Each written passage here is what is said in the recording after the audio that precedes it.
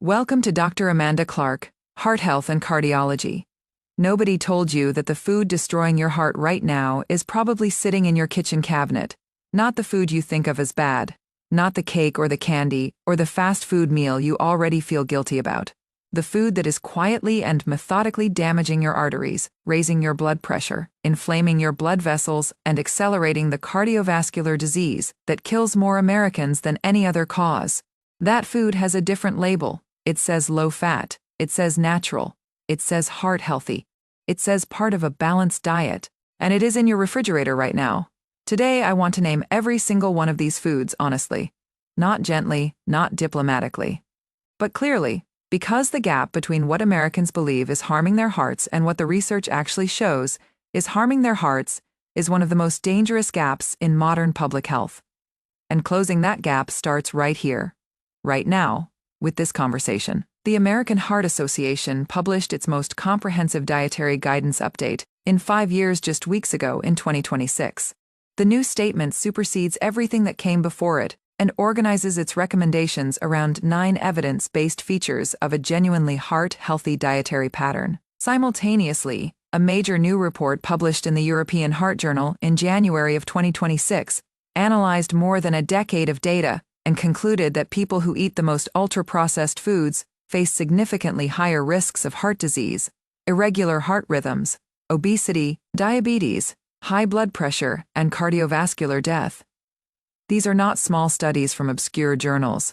These are the most authoritative voices in cardiovascular medicine, speaking with extraordinary clarity about what our food is doing to our hearts. And most Americans have never heard the specific details. By the time this video ends, you will understand exactly which 7 foods the research identifies as most damaging to cardiovascular health, what the specific biological mechanism of damage is for each one, what the research says about how much is too much and how quickly the damage accumulates, and what you can realistically do starting today to protect your heart without turning your life into a joyless exercise in restriction. Stay with us until the very end, because the final section of this video contains the most practical and immediately actionable information we have covered, and it is the information that turns understanding into actual change. Let us begin with the food that the most recent research has identified as perhaps the greatest emerging threat to cardiovascular health in the American diet, a category so pervasive, so normalized, and so cleverly marketed that most people consuming it in dangerous quantities genuinely believe they are eating reasonably. Ultra-processed food. The European Heart Journal report published in January 2026 was not subtle in its findings. Researchers analyzed more than a decade of data, covering hundreds of thousands of people, and found that the highest consumers of ultra-processed foods faced dramatically elevated risks of heart disease, atrial fibrillation, and cardiovascular death compared to the lowest consumers.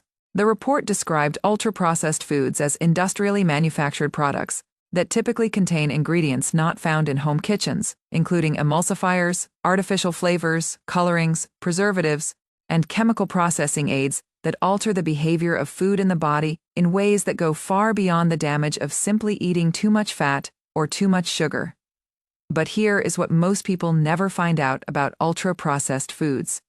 The damage they cause is not just about their nutritional content. It is about what they do to the gut microbiome, to inflammatory pathways in the body, and to the hormonal signaling systems that regulate hunger, metabolism, and cardiovascular function.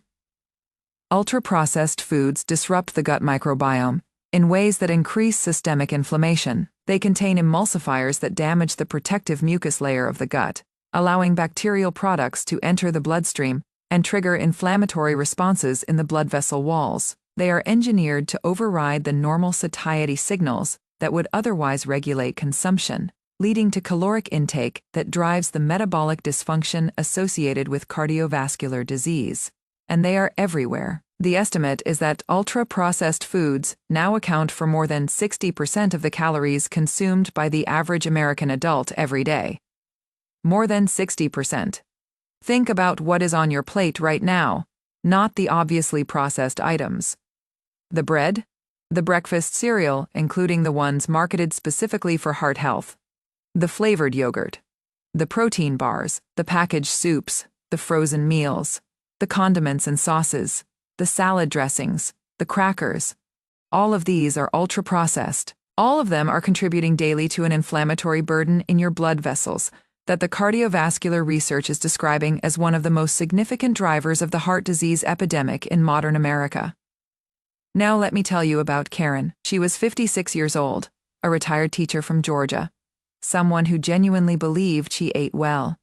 She did not eat fast food. She avoided obvious junk. She read labels. She chose the low-fat versions of things. She bought the bread that said heart healthy on the packaging. When she sat down with a cardiologist for the first time after routine ECG showed some concerning patterns, the cardiologist asked her to describe her typical daily diet. Karen listed everything she ate, and the cardiologist did something Karen had not expected. She went through the list methodically and identified every item that was ultra-processed. The heart-healthy bread, the flavored oatmeal, the low-fat salad dressing, the granola bars she ate as snacks, the pasta sauce from a jar. By the time the cardiologist finished the list, Karen realized that nearly everything she thought of as a reasonable food choice was, by the research definition, ultra-processed. She was not eating badly by any conventional measure of what Americans understand as bad eating, but she was eating in a way that the research describes as chronically inflammatory to the cardiovascular system. That was the beginning of a conversation that changed how she thought about every item in her grocery cart. The second category of foods that the research identifies as significant cardiovascular threats is one that has been the subject of genuine scientific controversy, but on which the evidence has now reached a level of clarity that the major cardiology and nutrition bodies are no longer willing to soften: processed and cured meats, hot dogs, sausages, bacon, deli meats, pepperoni, salami. This entire category shares a set of characteristics that make it consistently damaging to cardiovascular health in ways that go beyond simply the fat content. Processed meats contain large quantities of sodium, which raises blood pressure directly. They contain saturated fats, which elevate LDL cholesterol and promote the development of arterial plaque. They contain nitrites and nitrates used as preservatives, which the research links to increased cardiovascular risk through multiple biological pathways, including the promotion of endothelial dysfunction, the impairment of the inner lining of blood vessels that is the earliest detectable stage of atherosclerosis. And this is where it gets really serious. The research on processed meat is not about whether an occasional serving causes measurable harm. It is about what regular consumption does to cardiovascular risk over time. Studies consistently show that people who consume processed meats regularly have significantly higher rates of heart disease, stroke, and cardiovascular death than those who consume them rarely or never. The American Heart Association's 2026 dietary guidance places processed meats in the category of foods that should be limited substantially as part of any genuinely heart-healthy dietary pattern. Not reduced thoughtfully, substantially limited. The third food category is one that is genuinely surprising for many people, because it carries a reputation as an indulgence rather than a health threat. Sugary beverages. Not just soda, which most Americans already understand is not health food. All sugary beverages, fruit juice, sports drinks, energy drinks, vitamin waters, flavored coffees, sweet teas. These drinks deliver concentrated doses of added sugar directly into the bloodstream in a way that food does not, because the liquid form bypasses the satiety mechanisms that solid food triggers and delivers the sugar load rapidly and completely. A single can of a popular sports drink contains 34 grams of added sugar. A single bottle of a commonly consumed fruit juice contains more added sugar than a can of cola. And a sweetened coffee drink from a popular chain can contain more than 60 grams of added sugar in a single serving. Now here is something your doctor may not have had time to explain. The cardiovascular damage from sugary beverages is not limited to the sugar they contain. The rapid delivery of that sugar into the bloodstream triggers insulin spikes that promote triglyceride production, sodium retention in the kidneys, and the sympathetic nervous system activation that raises blood pressure. It promotes the liver fat accumulation that is now recognized as an independent cardiovascular risk factor. And it drives the kind of chronic low-grade inflammation in the blood vessels that is the underlying mechanism of atherosclerotic plaque development. The research published this year is specific on this point. Sugary beverage consumption is associated with significantly elevated cardiovascular risk independent of total caloric intake. meaning the damage is not just about the calories they contribute to weight gain. The sugar itself, delivered in the liquid form in which beverages deliver it, is causing direct cardiovascular harm. The fourth food category is one that operates so invisibly in the American diet that most people consuming it in dangerous quantities have genuinely no idea how much of it they are eating. Excess sodium. Not the sodium from the salt shaker on the table, which accounts for only a small fraction of total sodium consumption for most Americans. The sodium hidden in processed foods, restaurant meals, canned goods, packaged snacks, and condiments that delivers approximately 70% of the total sodium in the average American diet. The American Heart Association recommends no more than 2,300 milligrams of sodium per Dalton Y. The average American consumes well over 3,500 milligrams daily. That gap, sustained over years and decades, drives the blood pressure elevation that is the single most powerful cardiovascular risk factor in the American population. Let me tell you about David. He was 63 years old, a construction supervisor from Texas, someone who prided himself on eating simply, no fancy food, no exotic ingredients, just straightforward meals. Sandwiches for lunch, canned soup on busy evenings, crackers and cheese as a snack, pasta for dinner a few nights a week. He genuinely did not think he had a sodium problem because he never added salt to anything at the table. When his blood pressure reached 162/98, and his doctor asked him to track his sodium intake for 1 week, the numbers stunned him. A single can of the soup he ate several times a week contained 890 milligrams of sodium, nearly 40% of the daily recommended limit in one can. The crackers he snacked on delivered another 400 milligrams per serving. The deli turkey he put in his sandwich contributed 700 milligrams per our slices. David was consuming nearly 5,000 milligrams of sodium on a typical day, without adding a single grain of salt to anything. The source was invisible to him because the food never tasted particularly salty, but the damage to his blood vessels was accumulating exactly as the research predicts it does at that level of sodium consumption. The fifth food category is one on which the scientific conversation has evolved dramatically in recent years, and where the most current research is producing clarity that earlier guidance obscured: refined carbohydrates and added sugars in solid form. White bread, white rice, pasta made from refined flour, pastries, cookies, cakes, crackers made from refined grains. This entire category shares the characteristic of being rapidly converted to glucose in the bloodstream, triggering the insulin spikes, triglyceride production, and inflammatory cascades we have discussed in the context of sugary beverages. But the solid form creates an additional problem. Because these foods are often consumed in large quantities without triggering the satiety response that would limit consumption of more nutrient-dense foods, they deliver their cardiovascular damage in doses that are larger and more frequent than the liquid versions. The 2025 to 2030 Dietary Guidelines for Americans, released in January 2026, contain the strongest language on refined grains and added sugars that has ever appeared in a federal nutrition document. They call for limiting added sugars to less than 10% of daily calories and substantially reducing refined grain consumption in favor of whole grain alternatives. The American Heart Association's 2026 guidance goes further and explicitly states that a dietary pattern high in refined carbohydrates and added sugars is incompatible with meaningful cardiovascular risk reduction, regardless of how well the rest of the diet is managed. Those are not gentle suggestions. They are clear evidence-based positions from the most authoritative institutions in American cardiovascular medicine.